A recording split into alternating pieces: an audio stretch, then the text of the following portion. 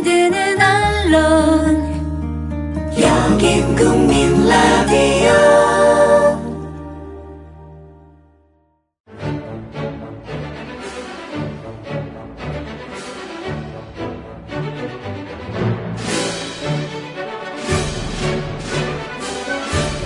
정치평론가 서영석과 김용민 PD의 정치 토크.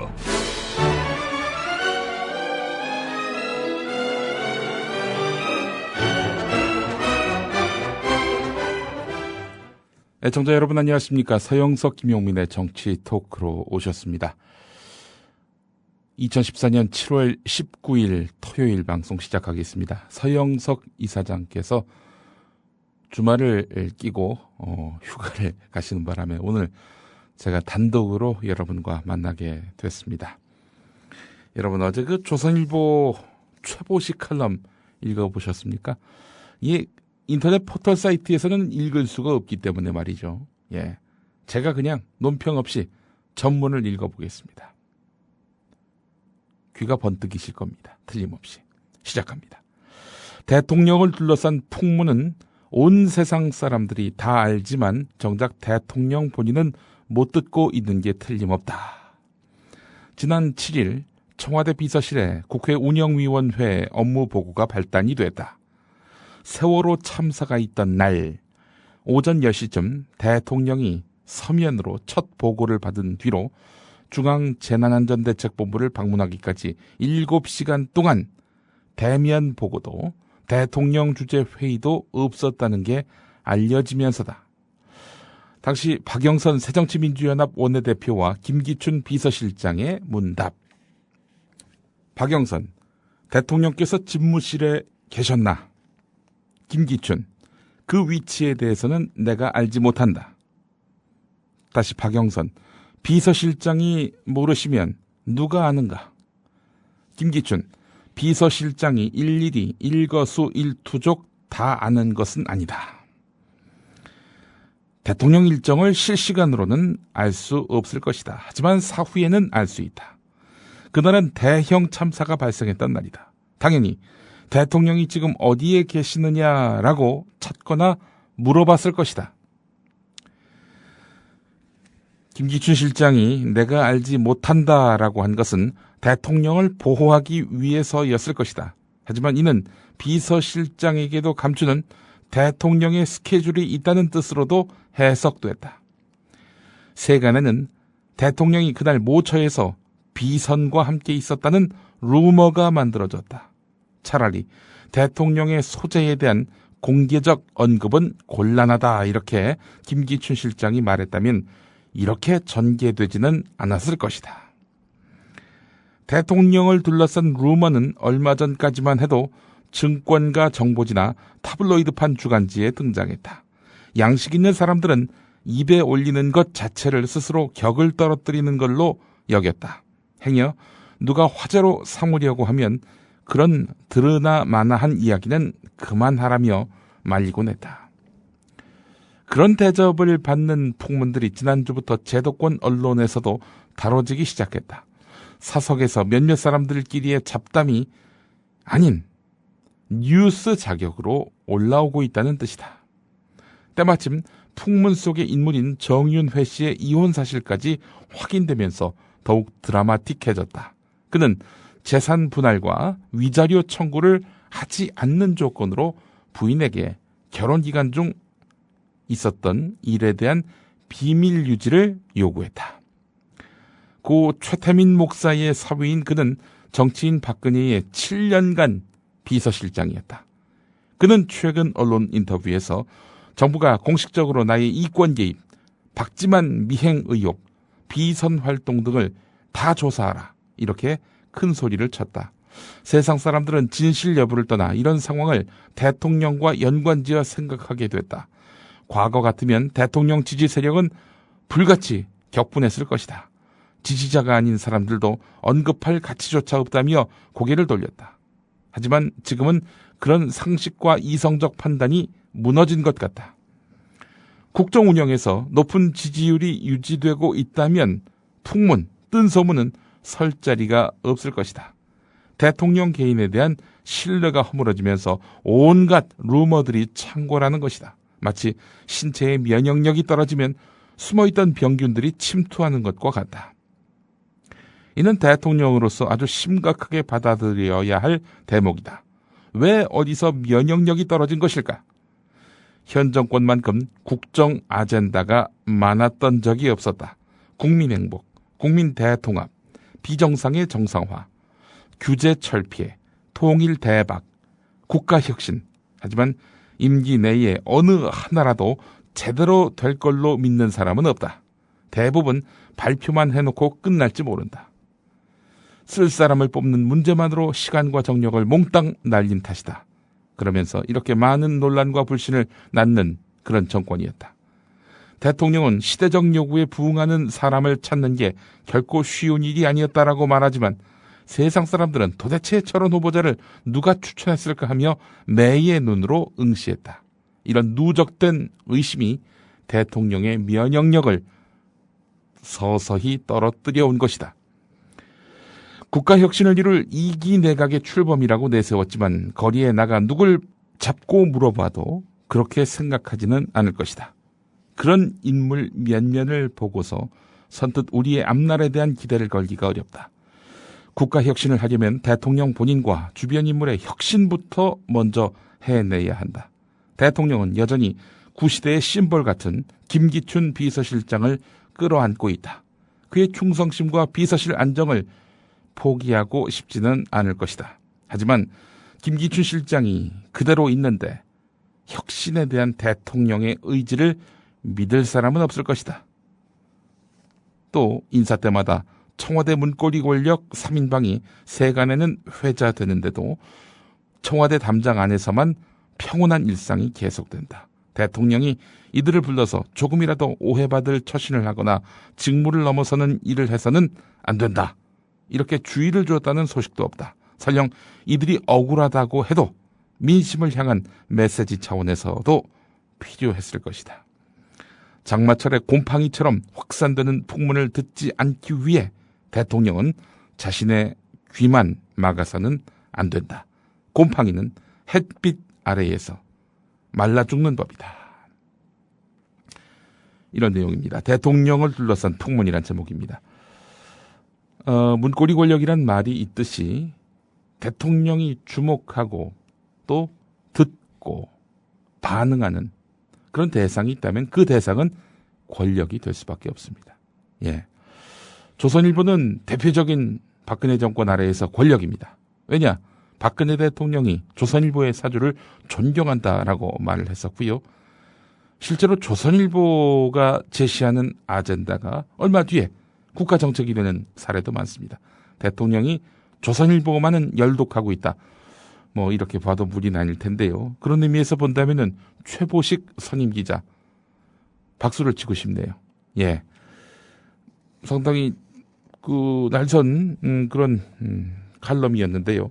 대통령이 만약 조선일보를 읽는다면 이거는 정말 참모들이 못하는 직원, 고언을 하는 셈 아니겠습니까? 예, 최보식 기자에게 박수를 보냅니다. 저 진심입니다. 논평 없이 소개만 해드린다고 했는데 논평까지 했습니다. 네. 95일 됐습니다. 아시죠? 세월호 참사 95일 됐습니다. 석 달 전이 되는군요. 17살 어린 학생들이 배와 함께 가라앉는 모습을 눈 뻔히 뜨고 지켜봐야 했던 그날. 그날로부터 100일이 다 돼가고 있습니다. 부모님들만 그랬습니까? 지금도 그때 일 생각하면은 울컥해집니다. 예. 대통령은 눈물까지 보이면서 고인들의 원한이 없도록 확실한 진상규명을 약속하기도 했습니다. 그러나 지금은 어떻습니까? 유족들은 며칠 전부터 국회의사당과 광화문에서 무기한 단식 농성을 벌이고 있습니다. 안산의 단원고등학교의 생존 학생들은 이 부모님들을, 그러니까 자신의 친구의 어머니 아버지를 찾아서 학교에서 국회의사당까지 도보 행진에 나섰습니다. 세월호 참사의 진상규명과 재발방지책 마련을 위한 특별법 제정이 제대로 이루어진다면 볼 수 없는 풍경이겠죠. 예. 누가 이들의 가슴에 못질을 했는가. 한겨레가 며칠 전에 사설에서 실은 내용입니다. 오늘 아침 신문을 보니까 말이죠. 어제 세월호 직원 중에 마지막 실종자인 이묘희 씨가 발견됐습니다. 56살이시네요. 누군가에게는 어머니였을 그런 분이신데 말이죠. 선체 3층 주방에서 이렇게 발견이 됐다고 합니다. 흰색 위생복에 비닐 앞치마와 팔토시를 착용하고 구명조끼를 입지 않은 상태였다고 하는데 말이죠. 이로써 실종자는 11명에서 10명으로 줄었고 사망자는 294명으로 늘었습니다.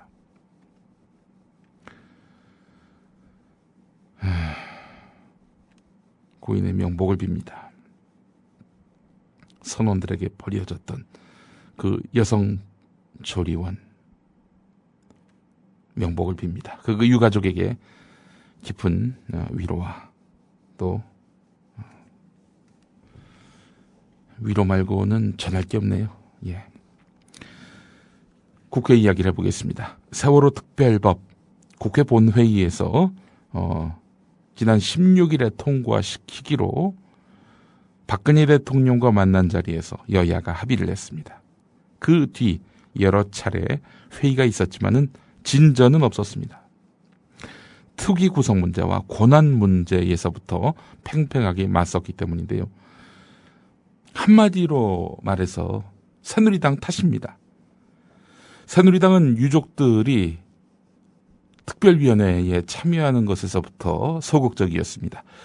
특별위원회의 의결 요건을 제한해서 또 제대로 활동하기 어렵게 만든 당이 바로 새누리당입니다. 특별위원회에 수사권과 기소권을 주자는 유족 제안에 대해서도 사법체계의 근간을 흔든다나요? 예. 아니 사법체계의 근간이 흔들리는 거하고 세월호 참사의 진상 규명하고 어느 것이 더 중요합니까? 그간의 대통령의 언급 또 새누리당의 여러 책임 있는 지도자들의 레토릭을 분석해 보면은 진상 규명이 좀 더 무게를 두는 거 아니에요. 이게 보니까 말이죠. 730 재보선에서 자기들이 유리하다고 판단하니까 벌써부터 이렇게 또 을에서 갑이 돼버린 겁니다. 그러니까 새누리당을 건강하게 관리하고 운용하려면은 지지율이 낮아야 하고요. 선거 때마다 지게 만들어야 합니다. 그래요. 까불잖아요. 안 그렇습니까? 이것뿐이 아닙니다. 자료 제출을 요청하는 권한 정도만 부여를 했어요.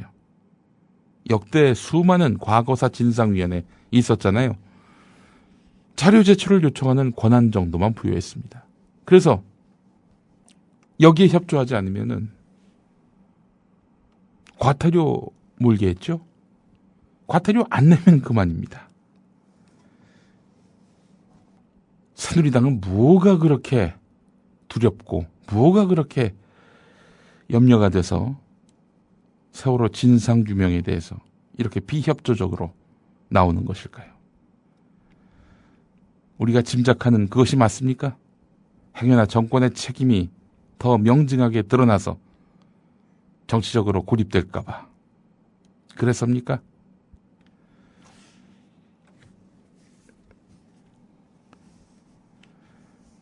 대학 특례 입학을 유족들이 요구했다는 식, 의사자 지정을 요구했다는 그런 주장. 어제 뭐예요? 무슨 연대? 어머니 연대? 이런 정신 나간 양반들이 광화문 유족들 단식 농성하는 자리에 가가지고 시위를 벌였다. 이 소식 들으면서 이거야말로 패륜의 극치가 아닌가라는 생각이 듭니다. 아니 아이를 낳아본 어머니의 마음으로 어떻게 저 유족들에게 정신적 테러를 가할 수 있는 겁니까? 있을 수 있는 일입니까? 아니 또 그분들이 의사자 지정 그리고 무슨 대학 특례 이거 요구하지도 않았어요. 도리어 보상 요구를 담은 그런 법안 그 법안을 대한변협에서 만들었더니 이거 빼라고. 우리의 진상규명 요구의 의미가 퇴색될 수 있기 때문에 이거는 넣지 말라고. 도리어 만류했던 쪽이 유족분들입니다. 이런 분들의 진정성을 훼손하기 위해 알면서도 그 짓을 한 것은 아닌지 모시기연대 정말 역사에 두고두고 그 책임을 물어야 한다고 생각을 합니다. 진상규명이 이루어지지 않은 상황에서 배상이나 보상을 받은 데 무슨 의미가 있겠으며 누구에게 책임이 있는지도 밝혀지지 않은 상황에서 혜택을 받은 들 그게 위로가 되겠느냐라는 유족 대표의 말씀. 이 말씀이 바로 유족들의 진정성이라 보시면 될 겁니다. 며칠 전에 우리 국민라디오 조상훈의 뉴스바에 박종훈 대한변협 세월호 대책위원회 대변인께서 인터뷰를 했습니다. 법률가로서 아주 조리 있게 현재 상황에 대해서 면밀한 그런 분석과 평가를 해주셨는데요. 박종훈 변호사의 인터뷰 내용을 잠깐 들어보겠습니다. 유가족들이 요구한다고 하지만 사실 그 대한변호사협회를 포함해서 법률가들이 이런 내용들을 좀 검토해서 지금 이렇게 법안 만들자라고 제안한 거 아닙니까? 네네. 예, 근데 정치권에는 자꾸 이거 유가족들이 뭐 법도 모르면서 주장하는 거다 이런 식의 좀 논리를 펴는 것 같은데 그건 아니지 않습니까? 네, 그렇습니다. 변호사들이 모여가지고 신중하게 결단을 했고요. 그러니까 기소권 수사권 같은 경우는 저희가 과거에 이러한 특별법들을 많이 연구를 했고요. 예. 그다음에 그 특별법에 따른 위원회에 특별히 이제 위원으로 또는 조사관으로 근무했던 분들과 이제 인터뷰를 했습니다. 그래서 뭐가 가장 문제인가를 말씀을 이제 여쭤봤더니 다들 이야기하는 것이 권한이 너무 약해서 예.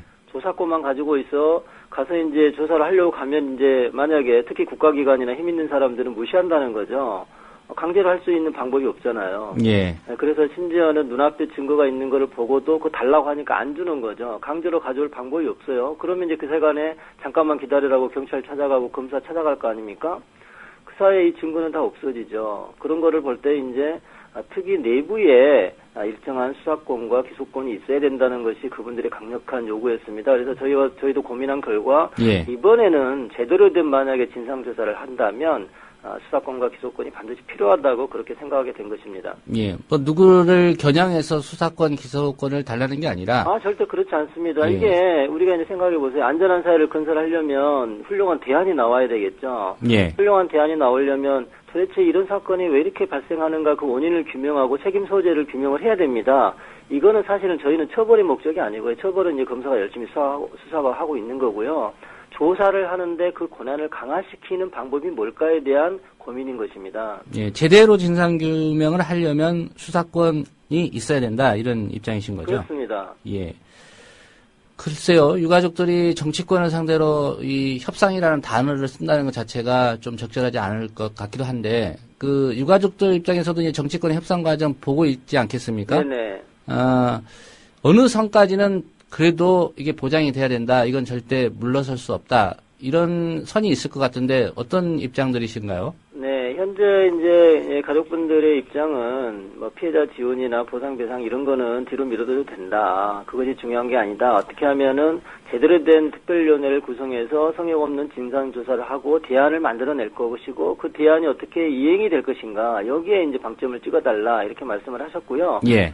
구체적인 뭐 마지노선에 대해서는 밝히기가 좀 곤란하지만 하여튼 저희가 갖고 있는 거는 특별위원회 구성과 권한에 대해서만큼은 최대한 지켜내려고 그렇게 생각하고 있고요. 예. 이제 오늘 중에 아마 이제 결단의 순간이 올 것 같습니다. 예. 여야가 당초에는 이제 어제까지 이 특별법 통과시키기로 합의했다가 결국 무산됐고요. 오늘 아침 뉴스를 보니까 이제 임시국회를 다시 약 한 달 일정으로 소집을 한다고 그럽니다. 네네. 시간이 좀 이제 늦춰진 셈인데, 만에 하나 정치권이 이 유가족들의 입장을 무시하고, 그들 나름대로 합의한 특별법안을 통과시킨다. 그렇게 되면, 이게 유가족들 입장에서는 또 어떻게 할지가 고민일 것 같은데 어떤 입장이신가요? 네, 그 가족분들하고 협의를 해봐야 되겠죠. 제가 예. 결론 내릴 건 아니고요. 그래서 이제 만약에 이제 오늘이 첫 번째 결단의 순간이 올 것이고, 7월 중에 이제 뭐 원포인트 임시국회라거나 이런 것도 가능할 것 같고요. 8월로 넘기는 거는 너무 이제 힘들어지죠. 지금 단식을 하고 계신데 아마 그때까지 가면 상당히 위험한 상황까지 갈 것 같습니다. 그래서 저희는 이제 내부적으로 계속 협의 중이고요. 어느 선까지. 근데 문제는 이제 여당 쪽에서 조금은 통 크게 양보할 수 있는 사안에 대해서도 자꾸 이제 양보를 하지 않고 그거를 빌미로 다른 것까지 붙잡고 있어서 상당히 고민 중인데요. 그거는 내부적으로 지금 계속 협의 중입니다. 예. 여당이 이렇게 버티는 이유는 뭐라고 생각하십니까? 저는 좀 인식이 바뀌어야 되는 거 아닌가 싶어요. 자꾸 이제 여당 마인드라는 게 있지 않습니까? 뭘 한다고 그러면 새로운 거 반대하고, 뭐 철저하게 조사하는 거에 대해서는 동의한다고 하면서, 그러면 수사권 이야기하면 또 그런 과거에 전례가 없었다고 그러고. 중요한 거는, 진상규명을 위한 진정한 의지가 있느냐. 그게 핵심인데, 최소한 제가 보기에는, 말은 똑같이 이제 진상규명해야 되고 안전한 대한민국 건설하자는 데는 뭐 다 동감하는 것 같은데, 그러면 철저하게 뭐 해봅시다 이러면 또 물러선단 말이죠. 결국은 의지와 인식의 문제 아닌가 싶습니다. 오늘이 어떤 결단을 할 수 있는 1차 고비라고 말씀하셨는데, 네네. 혹시 그 청와대 박근혜 대통령 면담 요구할 계획이신가요? 아마 오늘 중 저희가 기자회견을 열어서 이건 대통령께서 결단해 주셔야 되는 거 아닌가. 대통령께서 여러 차례 그런 말씀하셨거든요. 진상조사에 관한 거나 대안에 관한 거나 살짝이 어떻게 생각하면 지금 여당이 갖고 나오는 안보다 훨씬 강력하게 결정적인 말씀을 해 주셨었어요. 근데 문제는 그게 이제 협상 과정에서는 이게 관철이 안 되는 것 같단 말이죠. 여전히 또 예전처럼 뭐 과거의 간행을 따지고 법리론을 따지는데 법리론이 얼마든지 논쟁이 가능합니다. 그런데 문제는 의지와 인식의 문제인데 그거를 좀 대통령께서 또 이번에 새로 당대표로 되신 분께서 좀 바꿔주시면 좋겠습니다. 대통령은 그렇게 지시했는데 이 여당이 그렇게 하지 않는 이유는 대통령의 진심이 그게 아니라고 해석하고 있기 때문일까요? 아니면 대통령의 진심은 있는데 새누리당이 그거를 제대로 반영하지 못하기 때문이라고 보시나요? 그것까지는 제가 잘 모르겠고요. 어쨌든 간에 언밸런스한 건 맞고요. 대통령께서 어제까지 다 이렇게 이 말씀을 하셨고, 여야 원내대표도 그런 이야기 하셨는데, 지금 이미 어겼지 않습니까? 이렇게 되면 이제 다들 의심을 받게 되죠. 대통령도 의지가 있는지, 여당도 의지가 있는지를 둘 다 비판을 받게 되는 그런 상황이 된 것입니다. 그 새누리당 상황만 본다면, 이제 14일 날 당대표가 바뀌었습니다. 뭐, 그 바뀐 당대표가 어제 야당과 단판 회동을 했지만 합의는 못 이끌어냈는데 혹시 유가족들 입장에서 그 바뀐 새누리당 당대표나 지도부 이렇게 만나보신 적이 있으신가요?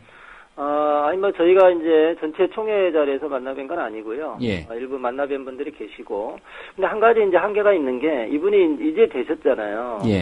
과연 이 내용 전체에 대해서는 잘 모르시는 것 같아요. 다들 아시겠지만 국회의원 모든 분들이 이 특별법에 대해서 내용을 잘 아는 건 아니고요. TF에 오신 분들도 처음에는 사실은 급하게 모이신 거라 잘 몰랐고 이제는 좀 아시는 상황인데 아마도 당대표께서 내용을 좀 더 이제 보고 받으시고 이렇게 들어보시면 아마 충분히 서로 협의가 가능한 안도 나오지 않을까 한번 기대는 해봅니다. 새누리당이 이제 그 특별조사위원회 수사권이나 기소권 문제에 반대하면서 내놓은 논리가 뭐 삼권 분립에 어긋난다. 사법체계의 근간을 흔들 수도 있다. 이런 주장하고 있습니다. 그러면서 상설특검이라든가 특검으로도 충분하다. 이런 주장하는데 여기에 대해서는 어떻게 반박하시겠습니까? 어제 제가 이제 어떤 TV 토론에도 그 말씀을 드렸는데 이게 삼권이라는 게 뭘까? 그거는 이제 입법, 사법, 행정을 말하거든요. 특별법을 통해서 그렇게 하겠다는데 무슨 입법권이 침해됩니까? 국회의원들이 만들면 되는 거죠. 그리고 이제 이게 행정권이 왜 침해됩니까? 당연히 이제 이 특별위원회라는 게 저희는 이제 독립기관으로 말씀을 드리고 있지만 또 새누리 같은 경우는 중앙기관으로 말을 하거든요. 중앙행정기관으로. 행정권하고는 뭐 행정권을 침해하는 게 아니라 행정권 범위 내에 그들 표현이라면 행정권 범위 내에 있는 거고요. 사법권이라는 게 뭡니까? 사법권은 재판을 말하는 거거든요. 대법원을 말해요. 우리가 무슨 재판을 우리가 하겠다는 것도 아닙니다. 다만 검사의 지위를 가진 사람을 특히 내에 두겠다는 건데 특검법과 뭐가 다른가? 사실 시스템 자체는 그렇게 다르지 않습니다. 특검법은 뭐냐? 검사가 특검을 맡는 게 아니고요. 현재는 검사가 아닌 분이 그러나 검사라도 충분히 자격과 능력이 있는 분을 국회에서 또는 이제 법무부 장관이 특검으로 임명을 하는 거거든요. 저희도 마찬가지입니다. 특별위원회의 검사는 아니지만 그러나 충분히 그런 법적 경력을 가지고 있어서 검사의 자격과 능력이 있는 분을 특별검사로, 이름은 특별검사로 하지 않습니다만 검사의 질을 갖게 하는 거죠. 그건 똑같습니다. 시스템 자체가. 예. 다만 특이 뇌에 둬가지고 신속하게 밀행성 있게 수사를 할 거냐. 물론 그 수사는 강범위한 수사는 아니고요. 이미 여러 가지 검찰에서 해온 것이 있기 때문에 그거라기보다는 조사권을 강화하는 방법이죠. 증거가 눈앞에 있는데 또 사람이 저기 있는데 아무것도 조치를 취할 수 없는 그런 무기력한 조사권을 가지고는 안 되니까 거기에 대해서 수사권과 기소권을 붙이는 거고요. 여당은 그렇게 말합니다. 아니, 특검이 가면 될 거 아니냐. 그러나 그동안에 여러 차례 그런 게 있었습니다. 가서 이제 안 되니까 검사 찾아가고 하죠. 그러면 검사는 또 지휘감독 받아야 되죠. 시간이 걸립니다. 그 상황에 이 사람은 도망가고 증거는 인멸됩니다. 예. 그래서 이게 강력한 조사를 할 수가 없어요. 그래서 이제 저희는 강조하는 거고, 그래서 제가 그렇게 말씀을 드렸습니다. 이건 법리의 문제가 아니고, 문제는 의지의 문제고 인식의 문제고. 예. 그래서 제대로 수사하려면, 근데 이제 그렇게 말하니까 또 이렇게 이야기를 하더라고요. 그건 그거 가져가야 별 소용 없습니다. 이렇게 말하는데, 아니, 그럼 조사권만 가지고 부족해서 수사권, 기소권 이야기하는데, 수사권, 기소권을 줘도 별 소용 없을 거다 그러면, 그러면 도대체 어떻게 하자는 건가요? 아무것도 안 하겠다는 거기 때문에, 저희로서는 조사권을 강화시키는 방법으로서, 그래서 제한이 되거든요. 예. 상당히 제한시켰습니다. 그런 범주 내에서 수사와 기소가 가능해야 된다는 입장인 것입니다. 핵심은 수사권입니다. 유가족대책위원회의 주장은 이렇죠. 대구 지하철 참사를 비롯한 그동안 있어왔던 숱한 대형 사고 뒤에 여야로 구성된 특별위원회가 꾸려졌지만 단순한 사고 조사에만 머물렀지 근본적인 안전문제 해결에는 어떤 역할도 못했다. 이런 내용입니다. 이거 사실 아닙니까? 이번 세월호 참사와 같은 대형 사고가 재발되지 않기 위해서는 유병헌 때려잡는 거 말고 원인을 규명하고 책임자를 정확하게 처벌하는 등 근본적인 대안을 마련하기 위한 특별법 제정이 이루어져야 한다는 것이죠. 제가 누차 말씀을 드리지요. 세월호 참사 2014년 4월 16일 오전 8시 58분. 이때까지는 유병헌 책임입니다.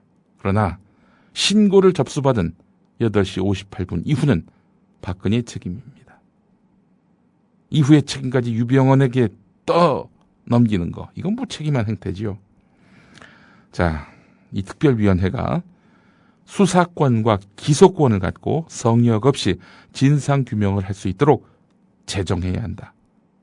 이 목소리 우리는 귀 기울일 필요가 있습니다. 그래야 세월호 참사와 같은 터무니없는 대형 사고를 예방할 수 있기 때문입니다. 국민라디오 이강윤의 어제 고상만 전 의문사 진상규명위원회 조사관께서 나왔습니다. 장준하 선생의 의문사 사건의 진실을 파헤치기 위해서 그야말로 온 열정을 쏟았던 고상만 전 조사관, 지금 저희 고상만의 수사반장 진행하고 계시지 않습니까? 이분은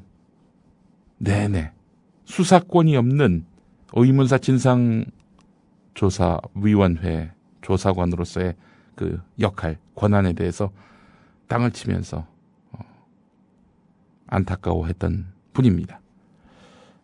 이분에게 인터뷰 요청을 했을 때에는 세월호 특별법의 특별위원회, 여기에 수사권이 반드시 필요하다라고 역설해 줄 수 있는 가장 설득력 있는 연사라고 판단했기 때문입니다. 고상만 전 조사관, 세월호 참사 사건, 이 진상규명을 위해서는 반드시 수사권이 특별위원회에 부여돼야 한다라는 내용의 인터뷰를 했는데 들어보시도록 하겠습니다. 세월호 진상규명위원회 이제 특별법 놓고 수사권이 쟁점입니다. 수사권을 엄밀하게 법률적으로 좀 명확하게 한번 정의를 해봐 주실까요? 아주 쉽게 정리하면 굉장히 간단한 건데요. 네. 강제적 권한이 있냐 없냐의 차이입니다. 네. 일단 조사는 말 그대로 조사거든요. 강제적인 수단이 사실상 없습니다. 그러니까 저희가 만약 누구를 만나야 하는데 오지 않겠다고 하면 네. 조사권은 그 사람을 강제로 데려올 수 있는 강제권이 없어요. 예. 그래서 그 사람에 대해서 만약 오지 않는다면 3회 동안 출석을 요구하고 그 네. 출석을 거부할 경우에는 과태료를 부과할 수 있어요. 네. 그게 과태료. 이제 과태료. 범칙금이 아니고. 행정처분이죠. 예. 예, 벌금은 형사적 그렇죠. 처분이고 그렇죠. 행정처분으로서 과태료를 부과하는데 과태료는 내도 그만 안 내도 그만인 거죠. 예. 근데 수사권은 만약에 그가 불응한다 하면 그를 체포해 올 수 있는 권한이 있는 겁니다. 네. 그게 이제 가장 큰 차이고 그 체포해서 봐야 될 사람을 들고 올 수 있는 권한이기 때문에 이 수사권이라고 하는 건 강제적 조항을 안고 있다. 이게 가장 큰 거죠. 법적 강제력이 있느냐 없느냐. 그렇죠. 그 사람을 한마디로 데리고 올 수 있는. 네, 한마디로 정리하자면 그거군요. 예, 그 사람을 데려올 수 있는 권리입니다. 네, 강제적으로 권한. 소환해서 데리고 온다. 네. 예. 의문사 진상조사위원회, 진상규명위원회 활동하실 때 장준하 선생 죽음 많이 다루셨죠? 예, 조사관으로 있었죠. 네, 그때는 수사권이 없었죠. 수사권이 저희가 그렇게 요구했던 건데 주질 않았고요. 예. 조사권을 줬습니다. 그래서 얼마나 애로가 많았고 그럼에도 예. 불구하고 진실에 어떻게 접근할 수 있었는지를 본인의 경험이나 사례와 함께 버무려서 말씀해 주시면 네네. 세월호 진상규명위원회가 앞으로 활동해가는 데 있어서 수사권이 필요한지 안 한지를 우리 청취자분들께서 가늠해 보실 수 있을 것 같습니다. 네. 그냥 생각나는 대로 말씀드리면 두 가지 정도를 얘기할 수 있을 것 같은데요. 네. 1980년대에 전두환 정권이 들어서서 이른바 학생 운동권 출신들을 강제로 군대에 입대시켰던 녹화 사업. 있었습니다. 이른바 녹화 사업인데 네. 붉은 사상을 갖고 있는 대학생들을 파란색으로 바꾼다. 이게 이제 당시 보안사령부의 주도하에 그랬죠. 시위 중인 학생들을 체포하거나 이렇게 되면 군대를 갈래 감옥을 갈래 부모한테 물어봐서 감옥 대신 군대 간다고 하면 바로 그날 영장을 발부해서 다음 날 군대 입대시켜버리는 거예요. 체포한 다음 날. 네. 그렇게 해서 들고 가서 굉장히 많은 사람들이 사망을 했어요. 군대 가서 의문사를 당했는데 예. 이렇게 군대에서 의문사한 사건을 그 과정에서 프락치를 요구받고 있던 사람들이 스스로 목숨을 끊거나 또는 의문의 죽음을 당한 걸 조사하던 중에 저희가 제일 만나고 싶었던 사람이 누구였냐면 바로 그 당시에 이 녹화 사업에 대해서 기획하고 명령했던 것으로 의심되는 전두환과 노태우였습니다. 네. 그런데 전두환과 노태우를 저희가 출석을 요구하고 3회를 출석 요구를 했는데 끝내 거절했어요.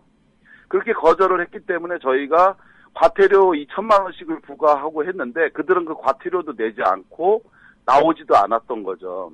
네. 이게 이제 저희가 그 사람을 강제로 데리고 올 수 없었기 때문에 결국 진실에 접근할 수 없었던 것이고 장준하 선생 사건도 마찬가지입니다. 저희가 대부분의 사건을 조사할 수 있었지만 마지막 순간에 저희가 1마일 국가정보원의 자료, 우리가 봐야 될 자료와 사람들을 만났어야 되는데 저희한테는 압수수색 권한이 없었어요. 그것이 이제 수사권에 포함되어 있는 건데 네. 조사권에는 현장 실지 조사권만 있었습니다. 현장을 가서 자료를 볼 수 있는 건데 그 권한조차도 그 안으로 들어갈 수 없게 했기 때문에 저희가 접근도 못했어요. 그래서 기무사령부도 가지 못했고 또 국가정보원의 자료실도 들어갈 수 없었는데 이것이 바로 조사권으로 인한 한계였고 바로 이 부분을 뚫고 가는 것 이것이 바로 수사권이 지금 필요한 이유입니다.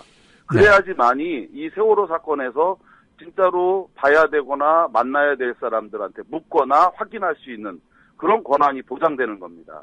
네. 그러니까 수사권이 주어지지 않으면 효율이 그렇죠. 떨어짐은 물론이려니와 예. 그 멤버로 활동하는 사람들의 고충 이런 것은 그냥 개인적 희생이라고 치더라도 일단 진실 접근 자체가 대단히 희박할 수밖에 없다.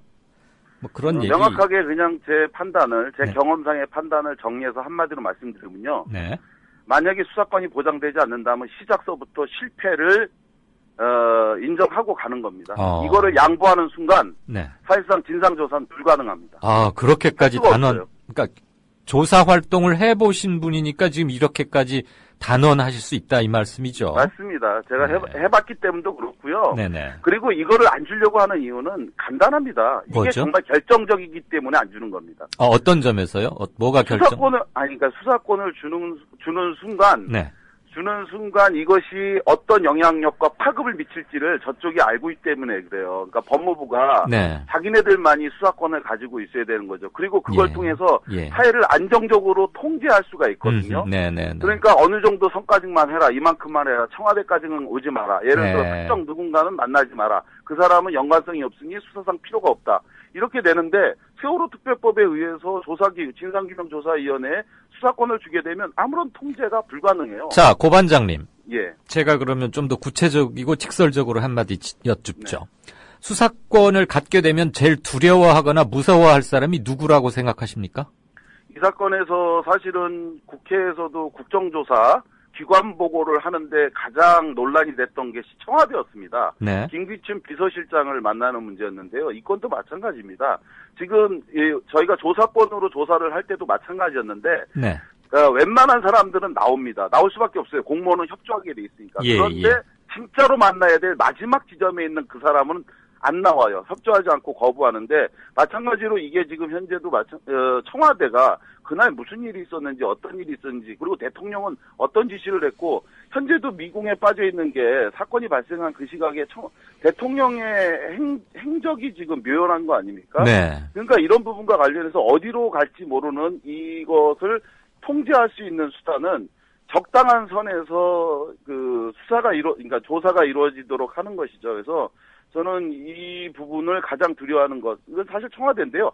더 정확하게 얘기하면 이런 겁니다. 95년도에 5.18 특별법이 만들어졌지 않습니까? 예. 그런데 그 직전에 검찰이 뭐라고 얘기했냐면 이른바 성공한 쿠데타는 처벌할 수 없다고 하면서 전두환 노태우를 처벌하지 않으려고 그랬었어요. 네. 그래서 절대 안 된다고 했는데 당시에 YS 김영삼 정부가 대통령이 어느 날 갑자기 5.18 특별법을 제정하라고 했던 겁니다. 네. 그래서 전두환 노태우가 처벌됐는데 이것도 마찬가지예요. 이것을 갖다가 법무부, 지금 검찰 이쪽에서는 수사권 절대 못 주겠다고 하는데 안 되는 게 어디 있습니까? 결심의 문제인데 이 사안이 자기에게 직결돼 있으니까 거부하고 있는 거죠. 그래서 반드시 수사권을 주는 것이 옳다 이렇게 생각합니다. 그럼 다시 한번 짧게 여쭙겠습니다. 가급적 예. 짧게 답해 네. 주시죠. 세월호 진상규명위원회에게 수사권을 부여하면 가장 두려워하거나 겁낼 사람은 어디에 누구라고 보십니까? 당연히 청와대의 박근혜 대통령이라고 생각을 하고요. 네. 현직 대통령, 잠깐만요. 그렇죠. 네. 말씀하시죠, 일단. 당연히 지금 현재 모든 사안은 지난번에 국정조사에서도 김기춘 비서실장이 나왔지만 김기춘 비서실장도 당일 박근혜 대통령이 무엇을 했는지 모르겠다고 얘기하지 않습니까? 그랬죠. 그리고 경호상의 문제 때문에 비서실장도 다 할 수는 없다고 얘기했다면 네. 지금 현재 많은 유족들이 궁금해하는 것 그리고 그 엄청난 사고가 났는데도 대통령이 회의 한번 하지 않았다는 것. 예. 그래서 도대체 그 시각에 최고 지도자인 대통령이 무엇을 했는지도 이 사안에서 밝혀져야 될 명백한 사안이기 때문에 대통령이 이 대상, 조사 대상, 수사 대상이 될 것에 대해서 가장 두려워한다. 이게 많은 사람들의 이 판단입니다. 알겠습니다. 그러면 현직 대통령은 재임 중에는 형사상의 소출을 받지 않는다. 이런 헌법 네. 조항이 있는데요. 네. 특위에서는 그 문제하고 이렇게 그러면 서로 상충되는 거 아닐까요? 그 소추되지 않는다라고 하는 부분 속에서요. 이런 겁니다. 그러니까 처벌을 받지 않는 것하고 네. 그리고 이 부분과 관련해서 조사를 받는 것하고는 다른 문제인데 네. 대통령께서 이 부분과 관련해서 참고인으로 얼마든지 협조 가능합니다. 음. 그리고 여기서 조사받는 사람들이 전부 다 처벌 대상이라서 그건 피의자 아니죠. 신분으로 조사받는 게 아니잖아요. 네, 네. 그 중에서 피의자 신분으로 전환되는 사람이 있는 거고 현재까지는 이 수사를 하는 과정에서 출석을 요구하는 거고 그리고 그거에 대해서 참고인은 참고인으로 조사를 받는 건데 네. 대통령은 참고인으로 증인으로 조사를 받는 거겠죠. 네. 그러다가 만약에 내용이 달라진다면 그때 가서는 헌법적으로 보장돼 있는 대통령의 권한으로 이제 보호받으실 수 있는 건데 네. 일단은 대통령이든 누구든 간에 이 사건에 국가 개조론을 얘기하는 거 아닙니까? 국가 네. 개조하려면 그에 걸맞는 정도의 개조 정신을 가져야죠. 그렇습니다. 기존에 있는 질서로 이걸 할 수는 없습니다. 네. 바꿔야지요. 바꾸려고 한다면 대통령의 결심이 반드시 필요하고 이 사안에 대해서 박근혜 대통령은 즉각적으로 5.18 때 김영삼 대통령이 했던 것처럼 특별법을 유족의 요구대로 수용해라라고 지시해야지만이 진짜 대통령의 눈물을 국민들이 믿을 겁니다.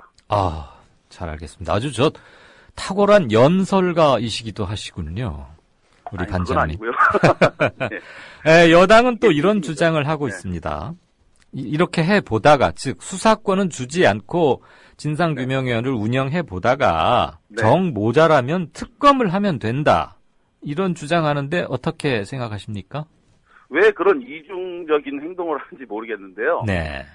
특검은 이미 유명무실합니다. 특검이 효율적이었다고 한다면 그러면은 지금 같은 세월호 특별법을 요구하는 얘기가 나오겠습니까? 네. 근데 사실상 특검이 자기네들이 그동안 통제 가능했기 때문에 이 수단을 요구하는 거고요. 그리고 엄밀히 얘기하면 지금 하는 방식이 사실상 특검이거든요. 그렇죠. 근데 특검하고 이거하고의 차이가 딱 하나입니다. 뭐죠? 특검은 한 명의 특검과 특검보를 두고 있는 거잖아요. 네. 그러니까 통제가 쉽거든요. 예. 한 사람만 통제하면 되니까. 특검을 임명하는 방식이 이런 거 아닙니까? 대한변협에서 추천하는 복수 또는 3인 중에 대통령이 한 명을 대통령이 임명하는 거잖아요. 네. 근데 이거는 15명이 사실상 특검을 하는 거나 마찬가지거든요. 예. 진상규명위원회에 모두 15명의 위원이 있는 거고 그중에 예. 3명의 상임위원을 두고 있는 건데 네. 이렇게 15명으로 하자고 하는 거는 한 사람의 영향력에 의해서 좌우되지 않도록 하자고 하는 건데 네. 이 특검에서도 사실상 유족이 권한이 굉장히 세다고 얘기하는데 거짓말이고요. 15명 중에 불과 3명만 유족이 추천하는 사람으로 채우는 거고 나머지 12명은 여야 정치권에서 임명하는 거거든요. 예. 근데 이렇게 합리적으로 통제 가능한 부분들을 그래서 뭐 마구잡이로 뭐 수사 권한이 이루어지지 않겠냐 이렇게 하는데 이렇게 15명이 여야가 같이 참여해서 하는데 그렇게 되지 않을 거고 네. 진실은 이 그러니까 사실상 특검으로 하면 되자가 아니라 지금 해볼 수 있는 방법이 이겁니다. 근데 이 효율적인 방법을 두고 네. 왜 불필요한 논란을 불러일으키는지 그것 때문에 오히려 유족들을 계속 괴롭히고 있다. 저는 이렇게 생각합니다. 예. 고속도로가 나 있는데 일부러 신호등 많은 국도와 농로를 거쳐서 갈 필요가 있느냐? 톨게이트 그렇죠. 들어가서 바로 서울로 가면 된다. 이 말씀이시죠? 갈 수 있는 길이 분명한 걸 본인들도 알면서 예, 안 되는 예. 길을 선택하는 겁니다. 세월호 국민대책위원회가 바로 오늘 낮 5시 저녁 거의 될 무렵이죠. 오후 5시부터 서울 광장에서 10,000명이 참가하는 세월호 특별법 제정 촉구 집회를 열 예정입니다. 국민대책회의는 서울 광장에서 집회가 끝나고 을지로 3가, 종로 3가를 거쳐서 광화문 광장까지 행진하겠다면서 집회 신고를 한 상태인데요. 여러분 많이 참여해 주시기 바라겠습니다. 저도 참가하고 싶은데 광주광역시에서의 일정이 있어가지고 오늘 광주광역시 낮 2시 반에 광산구 노인복지회관인가요? 거기서 또 우리 광주 지역조합원과 만나게 됩니다. 그래서 전 부득이 참석은 못합니다만은 세월호 국정조사 사실상 무력화됐죠. 세월호 특별법이 만들어져서 세월호 특별위원회에서 수사권과 기소권을 가진 그런 조사 권한을 갖고 진상을 파헤칠 수 있도록 힘을 실어줄 방법 집회 참석입니다. 오늘 오후 5시 서울광장으로 많이 모여주시기 바라겠습니다. 한편 새누리당은 어제 기가 막히게도 세월호 특별법의 조속한 통과를 위해서 새정치민주연합은 협조하라 이런 요청을 했습니다.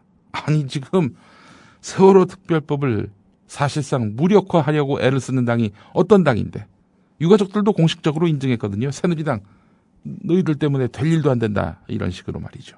그럼에도 불구하고 지금 새누리당은 어제 새정치민주연합 보고 세월호 특별법 통과를 위해 협조하라 이렇게 성명을 냈습니다.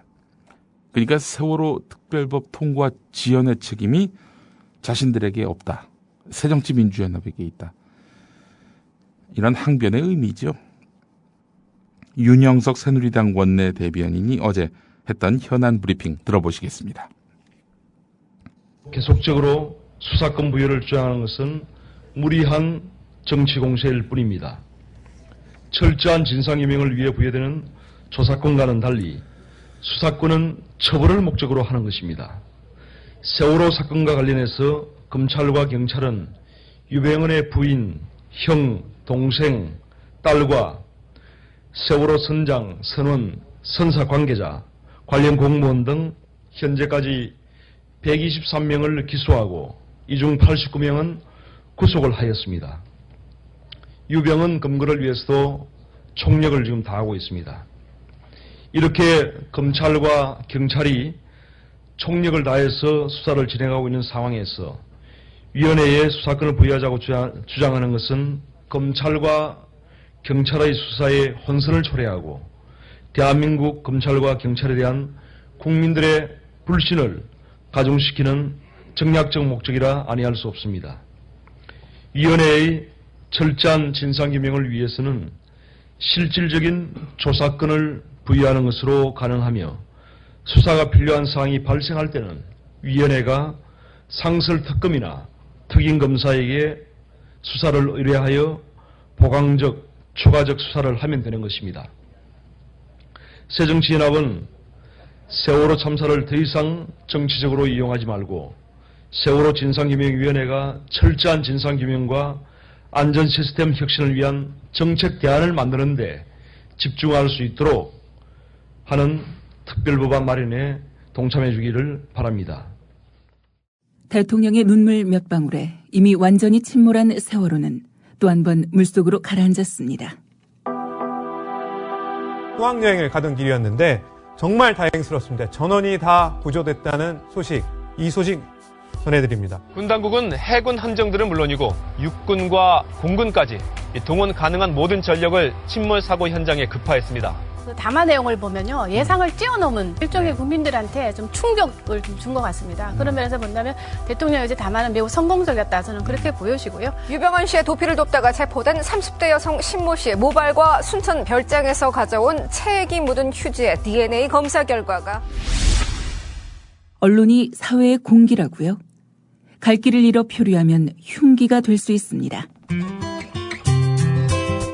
권력과 자본으로부터 완벽하게 독립한 협동조합 언론, 미디어 협동조합. 조합원이 돼 썩지 않도록 계속 커가도록 힘이 돼주십시오. 조합원 가입은 미디어 협동조합, 국민TV 홈페이지에서 하실 수 있습니다.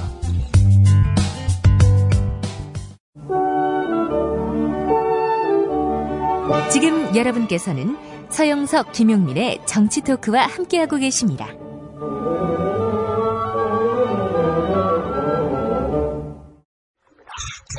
통합팀보다 정의당 다 나왔잖아요. 후보 이정미 후보, 임미숙 후보 두 사람 다 나왔는데 야권 연대 가능성은 없습니까?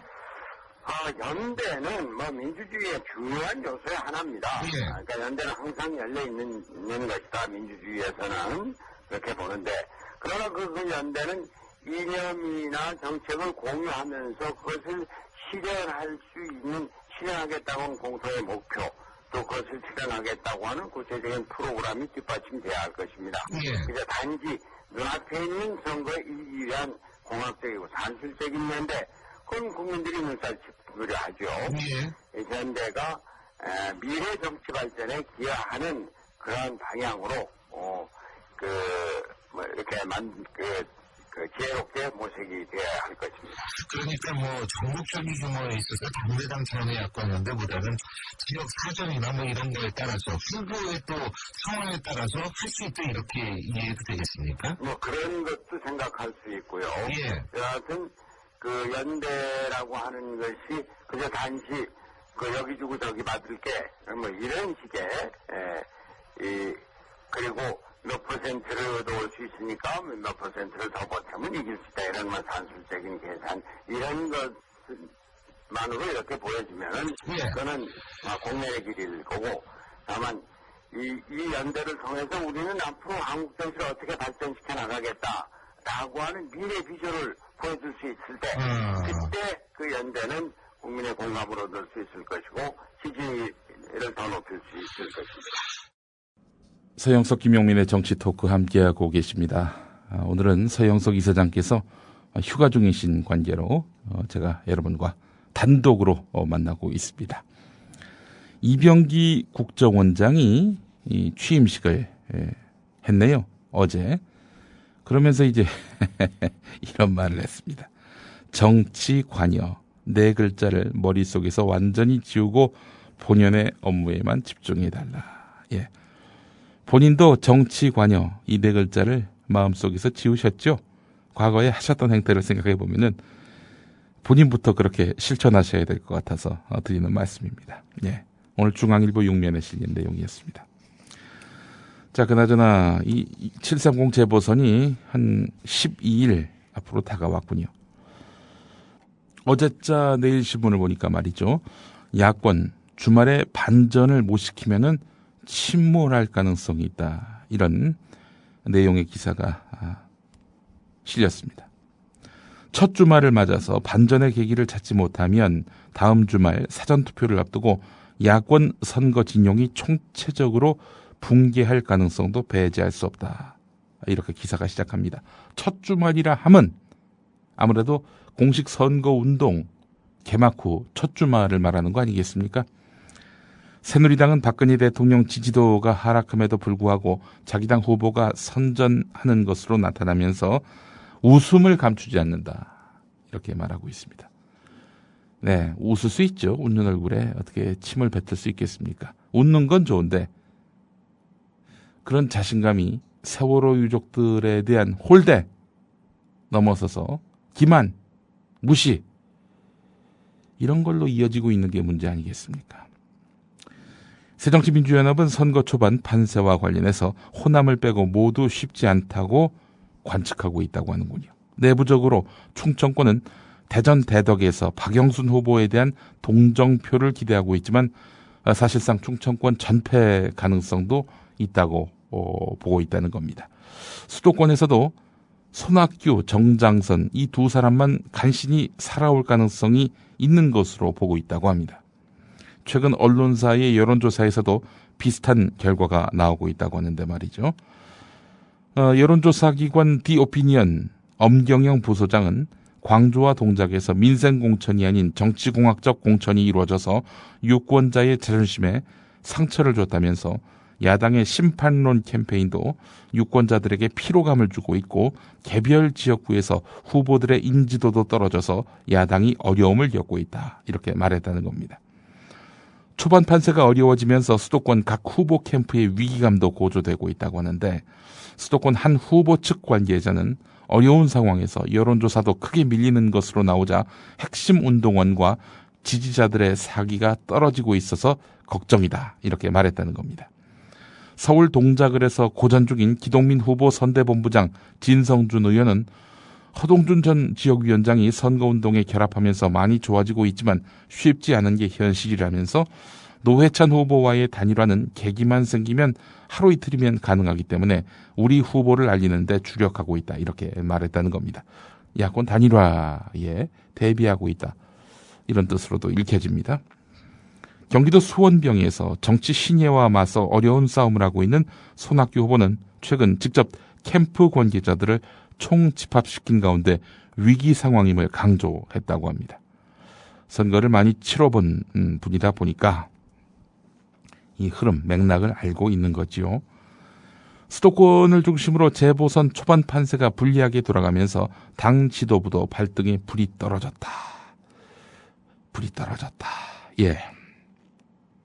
공천을 하신 분들이죠. 이분들이. 김한길, 안철수 공동대표.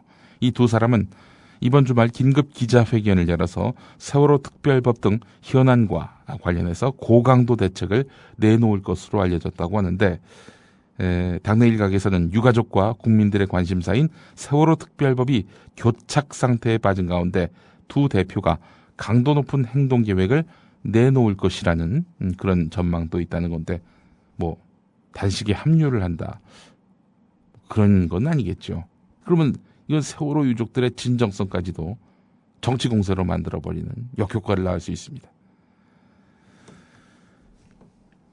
그런 엉뚱한 행동은 하지 않으리라 하는 생각을 해봅니다. 또 정치를 뭐 하루 이틀을 하셨던 김한길 대표가 아니기 때문에 뭐 그 정도의 이성과 또 합리적 판단 능력은 있으리라 하는 믿음이 있습니다. 한편 새정치민주연합 유기홍 수석 대변인은 우리 후보들이 대체로 선거구 지역에서 낮은 인지도로 고전하는데 주말을 거치면 지지율도 상승할 것으로 본다. 다음 주 조정 국면을 거쳐서 막판에 승부가 갈릴 것이다. 뭐 이렇게 말했다고 하는군요. 주말이 중요한 고비가 될 것이다 라는 내일신문 기사. 네, 참 주목됩니다. 이런 가운데 오늘 아침 조선일보 보도 내용이 눈길을 끕니다. 후보들이 지금 아우성을 치고 있다는 거죠. 야권 후보들이. 그래서 야권 연대는 없다던 새정치민주연합 지도부가 흔들거리고 있다. 이런 내용입니다. 사면에 관련 기사가 있는데 새정치민주연합은 종북 논란이 가시지 않은 통합진보당과의 단일화는 상정하지 않고 있다. 이렇게 전하면서요. 문제는 정의당인데 지도부는 정의당에 대해서도 지금까지 당대당 차원의 야권 연대는 없다는 입장을 여러 차례 밝혀왔다는 거지요. 그러나 지도부와는 다르게 수도권 후보들은 연대 가능성을 또 연대 필요성을 거듭 강조하고 있다는 겁니다. 앞서 들으셨죠?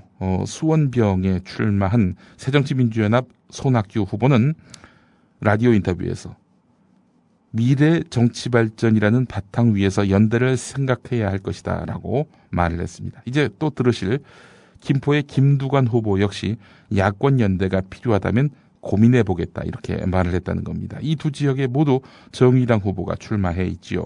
당 지도부 역시 야권 연대 없이는 수도권에서 이기기 어려울 것으로 판단하고 있는 상태라고 합니다. 그러나 먼저 야권 연대 이야기를 꺼낼 경우 새정치민주연합 후보들의 전의를 꺾을 수 있다는 점에서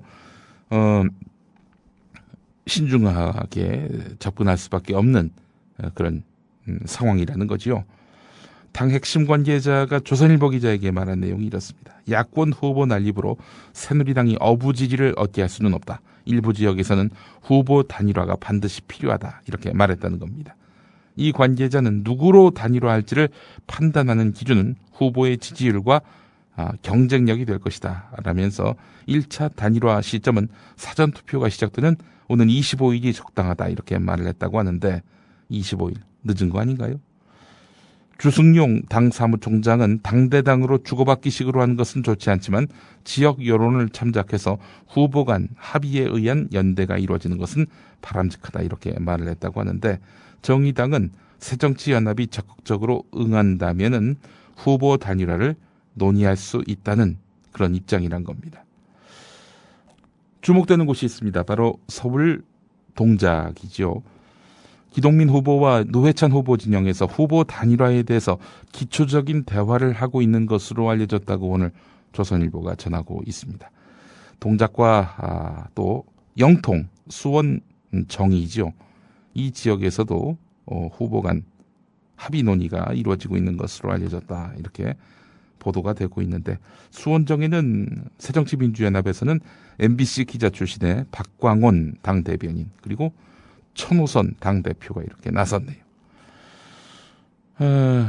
하지만 총선이나 대선 같은 절박감이 떨어지기 때문에 야권연대 성사 여부는 불투명하다는 그런 야권 관계자의 시각도 있다고 합니다. 지난 지방선거에서 통합진보당이 출마를 해서 중도에 그렇게 사퇴를 했음에도 불구하고 어마어마한 사실상의 무효표가 나오지 않았습니까? 그 표가 어디서 온 표입니까? 통합진보당이 그동안 거두었던 지지율에 거의 준하는 그런 무효표였습니다. 그게 다 통합진보당으로 갈 표가 사표가 됐다. 이렇게 말할 수는 없겠지만 뭐 근거도 없고요. 하지만 기본적으로 통합진보당도 야권입니다. 아울러 지난 총선 대선은 아니었군요. 총선에서 연대를 했던 그런 정당이기도 합니다. 그들을 배제하고 정의당하고만 합친다고 해서 과연 야권 연대가 실효성을 거둘 수 있을지 의문이고요.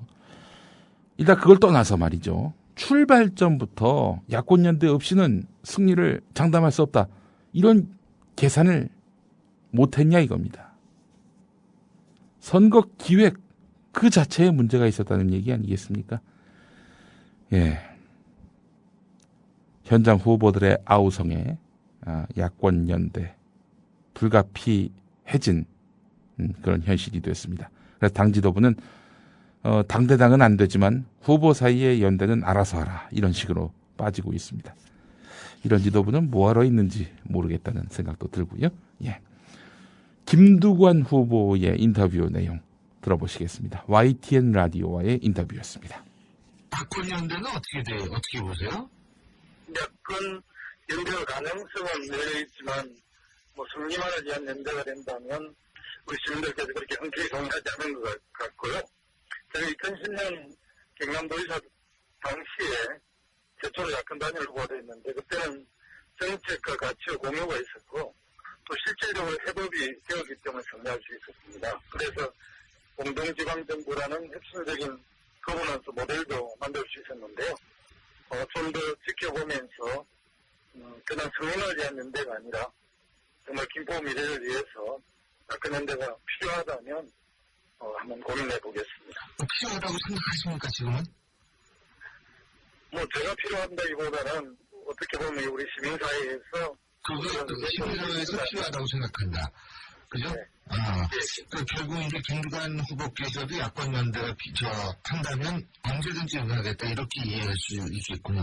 협상입니다. 그렇다기보다 시민들의 요구, 이번 선거를 통해서 재선은 재보선을 통해서 전반적으로 야권이 정리해야만이 박근혜 정부의 오만과 독선, 또 세월호 이후에 새로운 대한민국을 만드는 데 있어서 제1야당으로서 역할을 할 수 있기 때문에 그런 점을 더 고려해서 고민해 보겠습니다. 국민TV는 문창극 후보자가 총리로는 매우 부적합한 인물이라는 사실을 확인했습니다. 배경이 숨기고 있는 미공개 영상이 또 있는 것으로 국민TV 취재 결과 확인됐습니다. 뉴스K가 입수한 녹음 파일에는 국민TV 카메라에 포착됐습니다. 국민TV 취재진에 포착됐습니다.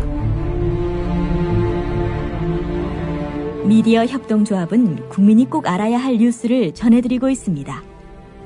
우리에게는 눈치 봐야 할 대상이 전혀 없기 때문입니다. 방송사 사장을 자기 사람으로 바꾸거나 사주를 겁박하거나 하는 방법이 있었습니다. 그렇게 해서 KBS가, MBC가, YTN이 하나하나씩 장악됐습니다. 그러나 미디어 협동조합은 불가능합니다. 국민이 세운 방송이기 때문입니다. 공정 언론을 바라는 시민들이 더 많이 참여할 때 방송 장악의 망상은 깨지게 될 것입니다. 미디어 협동조합 조합원으로 함께해 주십시오. 국민.tv에 접속하시면 됩니다. 오늘 아침 조중동 참 재밌습니다. 내용도 맥락도 비슷한 제목의 사설이 동시에 실린 겁니다. 우선 조선일보, 장관이 대통령 얼굴 보기도 힘들다니. 중앙일보, 할 말 하는 장관 내보내는 인사 납득하기 어렵다. 동아일보, 대통령이 장관 수석도 안 만나면 누구를 만나나. 이런 내용입니다. 어제 조선일보 기사를 토대로 쓴 그런 사설 같습니다. 오늘 조선일보 사설을 통해서 어제 조선일보가 어떤 내용을 보도했는지를 살펴보도록 하겠습니다. 박근혜 대통령은 기회가 있을 때마다 부처 간의 칸막이를 없애야 한다면서 부처 사이에 영역 다툼으로 소통 부족으로 일을 그르쳐서는 안 된다고 강조해왔다. 그러나 정작 정부 안에서는 장관들이 대통령 얼굴도 보지 못한다는 말이 파다하다. 정부 부처를 가르는 칸막이보다 대통령과 장관 사이를 가로막고 있는 장벽이 훨씬 더 크고 심각하다는 것이다. 결국 대통령이 장관을 자주 만났으면 좋겠다는 요청이 청와대에 전달됐다고 한다.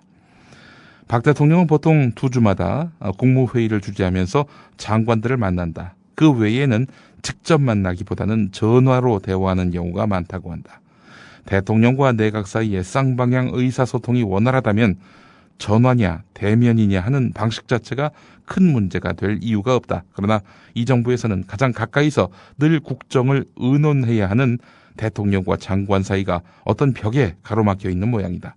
그렇지 않고서야 장관들이 대통령을 자주 만나게 해달라고 공식 요청하는 일이 벌어졌겠는가. 박 대통령은 자신을 오래 보좌해온 몇몇 청와대 비서관에게 크게 의존하는 편이라 문고리 권력이란 말까지 나돌고 있는 실정이다. 동아일보 사설을 보겠습니다. 세월호가 침몰한 날도 박 대통령은 공식 일정이 없는 상태인데도 7시간 동안이나 전화 통화나 서면 보고 말고는 어떤 장관이나 수석 비서관으로부터도 대면 보고를 받은 적이 없다. 김기춘 비서실장조차 대통령이 어디에 있는지 알지 못한다고 말했다. 대통령과 참모들 사이에 칸막이부터 없애는 것이 급선무다. 이런 상황이 2기 내각의 인사에 대해서 누가 추천했는지 모르겠다. 이런 소리가 나오는 것이 아닌가. 비서실장까지도 대통령 집무실이 있는 본관에서 500m가량 떨어진 곳에서 일하는 청와대 건물 배치부터 뜯어 고쳐야 한다. 박정희 대통령 시절에 김종필 국무총리는 거의 매일 청와대에서 대면 보고를 하다 보니 총리의 영이 섰다라고 말한다. 박정희 대통령 16년 통치 기간의 면담 일지를 분석한 자료에 따르면 대통령과 가장 많이 면담한 사람은 정일권 총리, 김영욱 중앙정보부장, 김종필 총리 순이었다. 대통령과의 면담 횟수가 힘을 좌우하는 것이 권력의 속성이다. 이렇게 이야기하고 있습니다. 자, 이런 가운데 조선일보 사설의 뒷부분을 또 소개를 해드리겠습니다. 박근혜 대통령은 서남수 전 교육부 장관과 유진용 전 문화체육관광부 장관을 면직했다. 지금껏 전임 장관은 후임자가 취임할 때까지 업무를 보다가 물러나는 게 관행이었다. 사퇴가 결정된 장관들에게 굳이 면직 통보까지 한 것은 전례가 없다. 게다가 문화체육관광부 장관 후임 인선도 이루어지지 않은 상태다. 유진용 전 장관이 청와대가 요구한 공기업 사장 감사 인사를 거부한 뒤 장관이 인사권을 행사할 수 있도록 해달라고 요청했다가 대통령 눈밖에 났다는 이야기부터 세월호 대책회의에서 내각 총사퇴론을 펴다가 유진용 장관이 내각 총사퇴론을 펴다가 대통령이 제지하는 일이 벌어졌기 때문이라는 여러 설이 돌고 있다. 이 일로 그러지 않아도 대통령 앞에만 서면 작아지는 각 부처 장관들이 더 위축될 가능성이 있다. 이 정부가 내건 국가혁신과제를 추진하려면 대통령과 장관 사이에 가로놓인 이 불통의 벽부터 허무는 것이 급선무다. 이렇게 사설이 마무리됩니다. 갑자기 예전 일이 생각이 납니다. 박정희 대통령이 공식 라인을 좋아하지 않고 비선 조직, 측근 조직을 좋아했다는, 실제로 이것이 박근혜 대통령의 그간의 정치 행태를 보더라도 공식 조직보다는 이런 비선, 측근들, 문고리들을 선호했다는 그 점과 맞물려 보입니다. 아버지와 딸이 많이 닮았네요. 저는 아비나 딸이나 이런 말을 쓰지는 않았습니다. 예. 이적 공식 라인을 싫어하는 이유는 뭐냐면요. 공식 라인에 자기 사람 앉히기가 쉽지 않거든요. 그러다 보니까 이 공식 라인보다는 비선 조직, 측근 조직을 이렇게 좋아하는 것은 바로 이 독재자의 속성입니다. 공식 라인이 어딥니까? 바로 국무위원들 아닙니까? 바로 장관들 아닙니까? 이 사람들 중에 관료 출신들, 이런 사람들 그냥 차례로 목이 날아가지 않습니까? 서남수는 그렇다 쳐요. 라면 처먹었으니까. 근데 유진용 전 장관 같은 경우 이제 들으실 김태년 새정치민주연합 의원, 그 국회 교문위 야당 간사지요. 이분 말씀대로 세월호 국면에서 뭐 큰 과오도 없었고요. 도리어 저기 내각 사퇴를 요구할 정도로 이 문제에 있어서 그래도 가장 감정이입이 돼 있는 그런 공직자 아닙니까?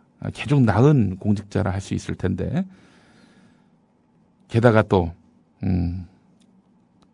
대통령에게 직언도 일삼을 줄 아는 소신 있는 그런 공직자였는데 이런 사람을 그냥 날려버렸단 말이죠. 바로 여기서 왜 박근혜가 공식 라인보다 측근을 더 좋아하는지를 단번에 알 수 있는 겁니다. 김무성 새누리당 원내대표가 2009년인가요? 그때 했던 말이죠. 박근혜 전 대표 훌륭한 정치인이다. 그런데 한두 가지 문제가 있다면 민주주의의 기본 원리를 잘 모르는 것 같다. 이런 말을 했었어요. 이 김무성 대표의 말이 정확한 것 같습니다. 민주주의를 잘 모르시는 분이에요. 그러니까 합치 이런 걸 전혀 모르는 거죠. 내가 시키면 그거대로 국가가 돌아가고 움직이고, 또 대통령이란 자리가 국민에 의해서 선출되는 것이 아니라 일종의 가업이라고 생각하고 있는 발상. 이게 바로 유진용 장관을 무참하게 내쫓은 이런 상황에서도 고스란히 녹아있는 겁니다. 중앙일보 사설을 더 소개를 해드리겠습니다. 엊그제 유진용 문화체육관광부 장관에 대한 면직 조치만 해도 그렇다. 장관 면직은 과거 정권에서 찾아보기 어려울 정도로 이례적이다. 박근혜 대통령이 애착을 보였던 정성근 문화체육관광부 장관 후보자가 논란 끝에 자진 사퇴한 이튿날 바로 유진용 장관을 면직했다. 후임 장관이 취임할 때까지 전임 장관이 직무를 수행하는 상식과 관행을 굳이 깨고 제2차관에게 직무 대행을 맡겨야 했던 이유는 무엇인가? 그렇지 않아도 프란치스코 교황 방한을 담당하는 제1차관 자리가 비어있는 상황이기 때문에 유진용 장관의 돌연 면직은 문화체육관광부의 업무에 큰 부담을 지울 것이다. 유진용 장관은 국무회의에서 대통령의 말에 동의하지 않는 의견을 내고 대통령이 이에 대해서 불편한 감정을 표출한 적이 있다고 한다. 세월호 참사에 대해서 책임을 지고 내각 총사퇴를 2번 주장하다가 대통령이 제동을 걸었던 것으로 알려졌다. 유진용 장관이 올린 문화체육관광부 고위 인사안이 청와대 반대에 막혀서 무산됐고, 왜 반대했겠어요? 이 친박, 지들 측근들 갖다 앉히려고 그러다 보니까 장관이 가져온 안을 묵살했던 거 아니었겠어요? 저는 그렇게 봅니다. 유진용 장관이 올린 문화체육관광부 고위 인사안이 청와대 반대에 막혀서 무산됐고, 청와대가 요구한 시국강연회. 이 시국강연회가 뭐예요? 여당에게 유리한 그런 시국강연회였겠죠. 이 시국강연회를 문화체육관광부 소관이 아니라면서 거부했다는 이야기도 나온다. 이런 상황에서 야당 의원들이 후임 장관감이 없으면 유진용 장관을 유임시키라는 요청을 청와대에 전달했는데, 이에 따라서 유임설이 퍼져나가자 청와대가 이를 전격 차단했다는 설명이 설득력을 얻고 있다. 하나하나 따져보면 유진용 장관은 국무회의에서 자유롭게 소신 발언을 했다. 장관으로서 자신의 고유 권한을 지키려 했다. 장관에 대한 임면권이 대통령의 고유 권한이라 해도 비상식적인 장면이 쌓이다 보면 곧 인사 적폐가 되는 것이다. 이런 내용입니다. 할 말 하는 장관을 내보내는 인사, 납득하기 어렵다. 이런 제목의 중앙일보 사설 소개해드렸습니다. 국민라디오 이강윤의 오늘에 나온 김태년 새정치민주연합 국회의원의 인터뷰 내용 들어보시겠습니다. 그나저나 문화체육관광부가 아주 어수선해졌고, 지금 장관 하나에 원래 차관 2명 있는 부서인데 딱 2차관 하나 남아있죠, 현재는. 예. 근데 그런 상황이 최소한 한 달 정도 지속될 것 같지 않습니까? 그렇죠. 지금 아직 사람 못 구해놨다고 하니까요. 예. 사람 구해서 인사청문 요청서 보내고, 15일 이내에 인사청문하고, 또 20일 이내에 임명하고, 혹시 또 잘못되면 또 한 열흘 정도 또 기간 가고, 예. 이러니까 한 달 정도 갈 가능성이 높죠. 근데, 저는 이렇게 후임 장관이 지금 임명되지도 않았는데, 네. 장관 둘을 한꺼번에 이렇게 면직시키는 것이 도저히 이해가 가지를 않아요. 그렇죠. 예, 이게. 흔한 일도 아니고. 흔한 일도 아니고요. 제 기억으로는 거의 없었던 것 같은데요. 네네. 예, 이게 대통령은 국정 운영과 관련해서 무한 책임을 지시는 분인데, 네. 스스로 이 셀프 국정 공백 상태를 만드는 건데, 이게 혹시 김명수, 정성근 두 후보자 낙마한 것에 대해서 이게 야당과 국민을 협박하는 거 아닌가? 예.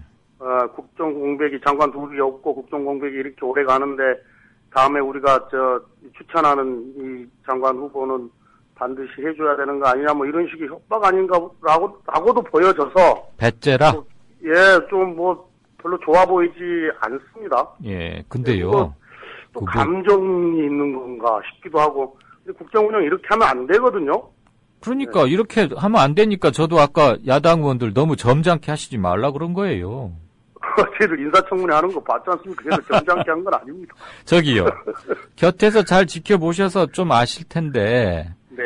유진용 장관 뭐 나름대로 소신도 있고 그랬던 네. 분으로 뭐 저도 출입 기자 하면서 좀 접해보기도 한 적이 있어요. 예. 오래전이지만. 근데 뭐가 그렇게 밉보여서 당신 잘린 거야라고 면직 통보까지 했답니까?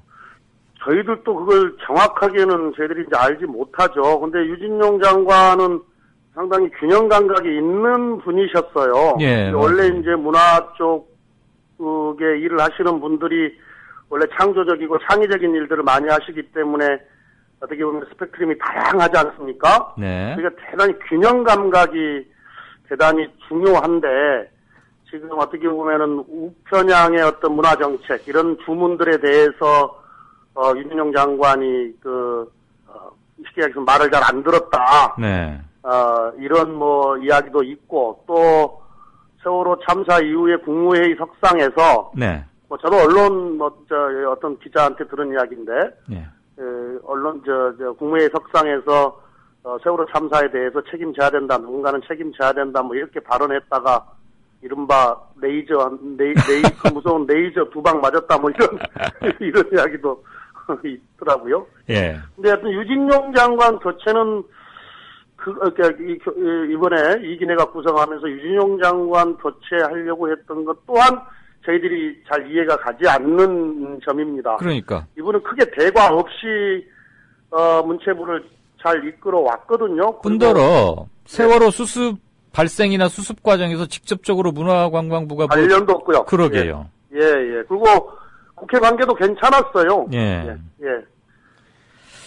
그래서 그 점이 좀 이상한데 예전에 이분이 저 참여정부 때도 그 청와대 뭐 언론 담당 비서관하고 뭐 배째들이죠 이러면서 그때 물러났던 전력이 있고 뭐 아무튼 할 말은 하는 분이죠. 예, 강단이 있습니다. 강단. 예, 강단이 있으시고 예. 저희들이 이제 국회에서 상임이나 이런 거 해보면 잘못한 것은 뭐 분명하게 자기들이 잘못했다고 딱 인정하고요. 예.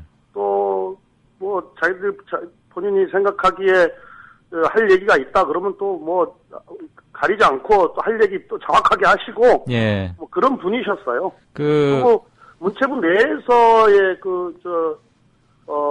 이 공직자들한테도 상당히 좋은 평가를 받고 있던 그런 장관으로 알고 있었는데 맞습니다. 예, 이번 이기내가 구성하면서 교체 멤버로 포함된 것 보고 조금 의아했었습니다. 그것도 그렇고 내 코가 석잔데 지금 장관도 없고 후임도 없는데 굳이 면직 통보 사실을 공개까지 하면서 그 말은 당신 잘렸으니까 넌 나가 뭐 이런 건데 그런 거예요. 예. 이 양반 유진영 전 장관이 이제 전 장관이라고 해야겠죠. 실국장 그러니까 공무원에 꽂히던 시절에 그때 문화부 출입 기자들 사이에서 문화관광부 직원에서 유일하게 영혼이 확실히 살아있는 것을 느끼게 해주는 공무원 네. 유진영 씨가 꼽혔다는 점은 그냥 참고로 말씀드립니다. 그 얘기 그렇게 느꼈습니다. 네, 그 얘기는 뭐 그 정도 하고요. 네. 서영석 김용민의 정치 토크 마무리할 시간이 됐습니다. 김무성 대표 이야기로 결국 귀결되는군요. 김무성 대표 지난 14일에 전당대회를 통해 새누리당의 수장이 됐지요. 비박이라는 말에서 이미 나왔듯 대통령과는 뭔가 차별된 노선, 더 이상 대통령의 눈물에 기대지 않는 그런 항구적이고 지속 가능한 정당으로서의 새누리당이 되기를 바라는 당원들의 염원이 김무성 대표 선출이라는 그런 표심을 통해 확인됐다는 분석이 적지 않았습니다. 물론 취임 초기 때문에 뭐 당장 대통령과 각을 세운다는 것은 쉬운 일이 아니죠. 또 대통령이 또 검사 출신 청와대 비서실장이 자기와 그렇게 가깝지 않다는 점을 감안한다면 초창기부터 마이웨이를 걷는 것 부담을 느낄 것이 분명합니다. 그래서인지 뭐 이와간 정성근 후보자 대통령이 그렇게 임명하려고 하니 그저 믿고 이렇게 지지해주자 뭐 이런 식의 말을 했다가 아주 그냥 빅엿을 먹었죠. 불과 얼마 안 있어서 정성근 후보자가 사퇴했으니 말입니다. 그 전날에 이미 정성근 후보자의 온갖 추문들이 이렇게 청와대에서 돌았고요. 그래서 결국 본인에게 퇴로를 스스로 만들라 이렇게 통보를 했었고요. 그렇게 해서 물러났는데 이 과정들을 까맣게 모르고 있었다 이런 얘기 아니겠습니까? 김무성 대표가 현재 여권에서 차지하고 있는 위상이 어떠한지를 단번에 보여준 그런 사건이라 하겠습니다. 앞서 말씀드렸죠. 대통령을 가까이서 만나는 것, 대화하는 것, 이것도 권력이라고요. 인사와 관련해서 정보를 사전에 취득해서 앞으로 어떻게 될 거라고 판단하고 전망하는 것, 이것도 권력입니다. 그런데 그런 권력이 없단 말이죠. 대통령을 가까이 만날 수 있는 권력도 없고 또 정보를 선제적으로 먼저 파악할 권력도 없고 이 점 김무성 대표 체제가 상당히 위태롭습니다. 이런 가운데 세월호 유족분들이 김무성 대표 세월호 진상규명과 관련한 특별법 만드는데 협조하라 이렇게 거듭 압박하고 있습니다. 만났을 때는 제가 그 사항을 잘 몰라서 파악을 못했는데 이 파악을 못했다는 사람이 당대표로 나간다는 게 말이 됩니까? 이런 말 자체가 굉장히 무책임해요. 하여간 잘 파악을 해서 적극적으로 돕겠다는 취지로 세월호 유족들에게 말을 했던 모양입니다. 우리 세월호 유족분들의 김무성 대표를 향한 메시지 마지막으로 들려드리면서 저는 인사드리겠습니다. 여러분, 오늘 오후 5시입니다. 서울광장. 오늘이라 하면 7월 19일 토요일입니다. 서울광장에 모여서 세월호 특별법 제정을 위한 시민의 목소리를 응집시켜 주셨으면 합니다. 저는 인사드리겠습니다. 지금까지 전 김용민이었습니다. 여러분, 좋은 시간 보내십시오. 저희는 이제 새누리당의 김무성 당대표에게 저희 뜻을 전달하고 국회에서 저희 특별법안이 통과될 때까지 계속 강력한 요청과 특별법이 만드는 그날까지 국회를 절대 떠나지 않는 것을 약속드리겠습니다. 그리고 지난 15일 새누리당 김무성 대표는 국회 본청 앞을 지나며 우리 가족들을 잠깐 면담하는 과정에서 특별법 내용에 대해 충분하게 숙지하지 못했다며 조만간 국회 본청 앞 가족들을 찾아오겠다고 약속하였으나 6월 국회가 패한 지금까지 아직 김무성 대표의 얼굴조차 볼 수 없었습니다. 빠른 시일 안에 면담이 진행되었으면 합니다.